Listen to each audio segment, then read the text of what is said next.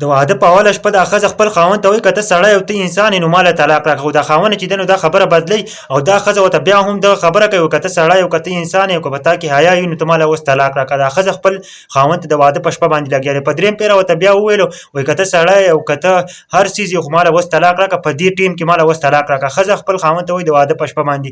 ملګرو په څلورم پیره چې ورته بیا وویل که نه او کنځلې ورته شروع کړې دی، ښځې خپل خاوند ته کنځلې شروع کړلې. بیخي ډېره غوسه شوه، خپل خاوند ته وایي ما له طلاق راکړه او بیخي کنځلې ورته شروع کړلې. د خاوند ولګېد او دې یوه پاڼه راواخېسته، په پاڼه یې ورته لیکل وکړلو او خپلې ښځې ته یې ویل که نه چې ده په دې ور چې کوم ور چې راغلی نو په دې ور بار ته وځه ځه. نو ښځه ولګېده او سامان یې چې دی نو هغه راواخېستو، خپل څومره سامان یې چې و په واده کې چې ورله څومره سامان کړی و نو هغه سامان یې راواخېستو او خپل د پلار. کله چې دغې محلې خلک خبر شو که نه چې داسې غیرتمند انسان او داسې غټ زړه واله دې څنګه طلاق ورکړو، نو خلک هم ډېر زیات حیران شو. ملګرو خو دا جینۍ چې دا نو د خپل پلار کور ته لاړه، چې خپل د پلار کور ته لاړه که نه هلته څه وخت څه میاشتې تېرې شوې که نه دا جینۍ چې ده نو بیا د خپل خاوند یاد راغی، د خپل خاوند سره بیا مینه محبت پیدا شو. ملګرو د دې جینۍ ولګېد د موبایل یې راواخېست او خپل خاوند ته یې رینګ وکړو. چې کله خپل خاوند ته رینګ وکړو نو خاوند یې چې کله موبایل چوت کړو نو خپل خاوند ته ویلو چې ته یو صحیح انسان یې، ته یو برابر انسان یې، ما نه غلطي شوې ده او ما معاف کړه، ته یو غیرتمند انسان یې او ته ما چې ده نو زه بېرته ستا خواله درځم. خو د هلک پسې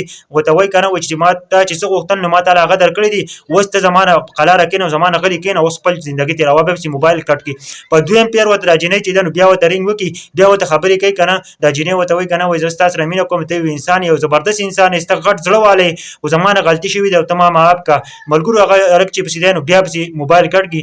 دا جینۍ ولګي په درېیم پیر ورته بیا رینګ وکړي. په اخرني پیر چې ورته دا جینۍ رینګ وکړي که نه نو دا هلک ورته وایي ما چې تا له کومه پاڼه درکړو په کومه پاڼه مې ته چې لیکل کړو نو ته هغه وګوره. دې جینۍ دا خیال وکړه نه چې په دې پاڼه یې ما ته لیکلي زه تا له طلاق درکوم، زه تا له طلاق درکوم، زه تا له طلاق درکوم، لکه په دې پاڼې به یې دغه لیکلي.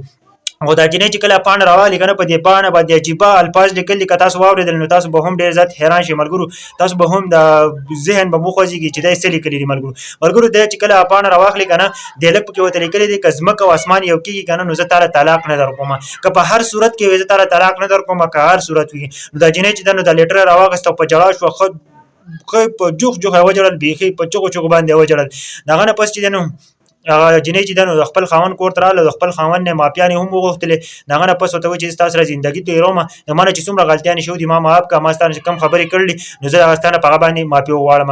ملګرو په دې ویډیو کې موږ له هم ډېر زیات عبرت دی که نن سبا تاسو دا زنانه وګورئ که دا چېرته د مور پلار که راځي نو هم د خپل خاوند نه تپوس نه کوي، د خپل خاوند نه بې اجازت روان وي، داسې نه وایي که نه چې دا زما خاوند دی دې په ما باندې حق دی چې دا ووایي که نه چې ته مور پلار که مه ځه نو هم نشي تللی، ځکه که نه چې دی چې دی نو بې اجازت روان وي. نور ځایونه ته چې مور پلار لا پرېږده خو نور ځایونو ته دی چې بې اجازت او داسې چې نو ښځې روانې. نو تاسو وګورئ دا واقعه مو د دې لپاره ستاسو شریکه کړه چې چېرته هم د خپل خاوند نه چې دی نو بېغیر مه ځئ.